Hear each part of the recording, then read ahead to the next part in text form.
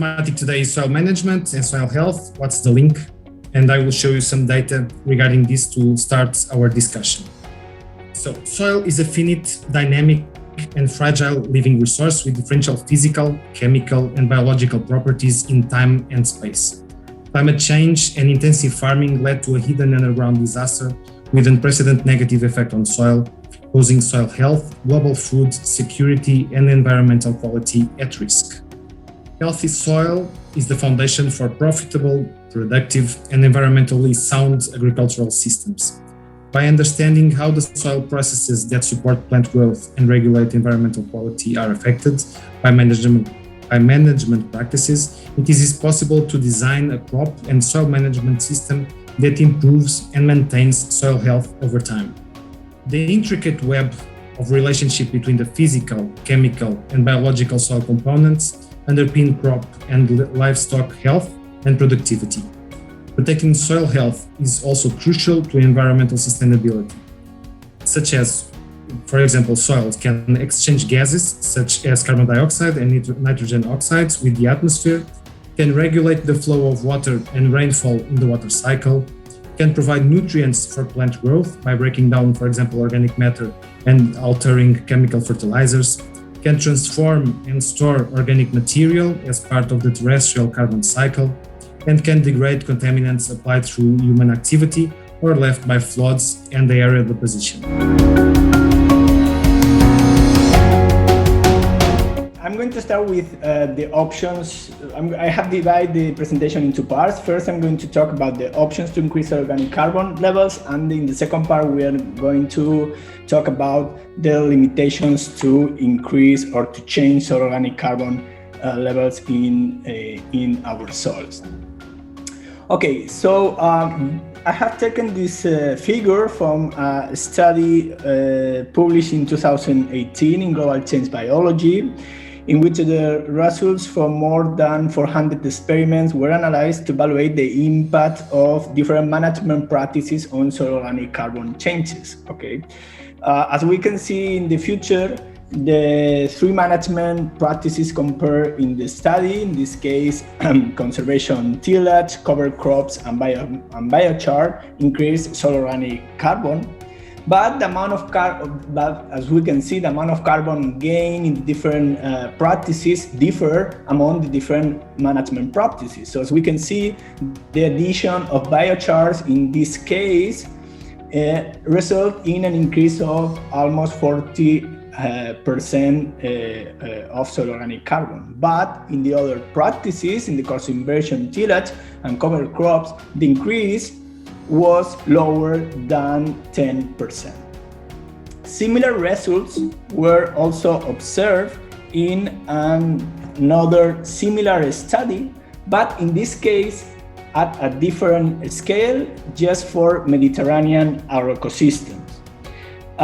And also in this case, in this meta-analysis, the number of management strategies compared were larger, as we can see in this figure. But what we can see, and this was similar compared to the other one, is that depending on the management strategy, the potential to increase soil organic carbon differ among the different management practices. By conservation agriculture, I'm talking about no tillage, crop residues management, and crop rotation. It's not only no tillage or crop rotation, it's all together, okay? Let me show or share with you some figures about soil degradation.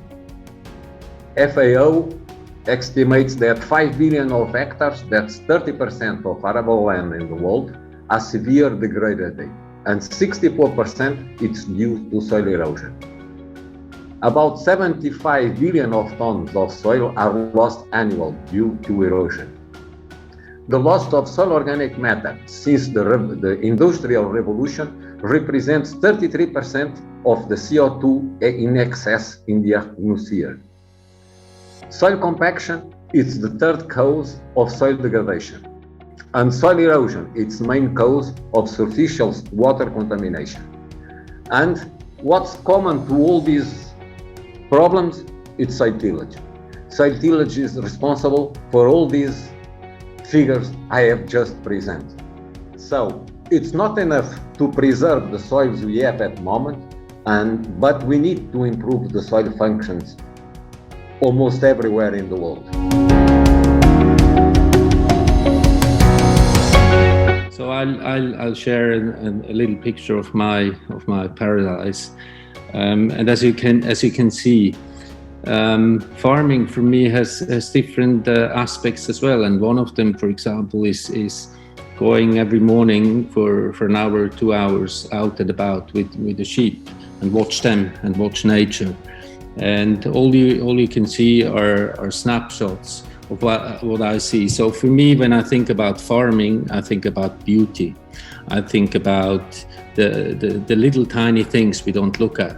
We pass by every day 50 million times. We say we know, but how often do we forget about them?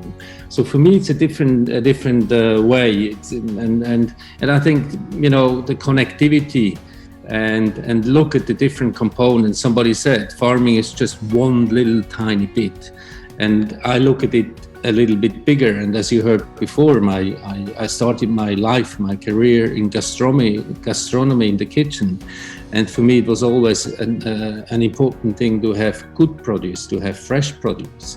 So all of that comes together, and it's still my biggest pleasure to have somebody at the table in the evening and serving a salad that I've picked 5 minutes earlier, and so on and so forth. And that's the luck I have as a smallholder.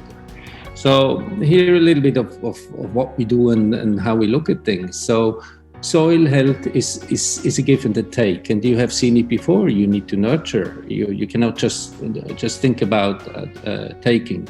And I spent more time in giving and looking after the soil.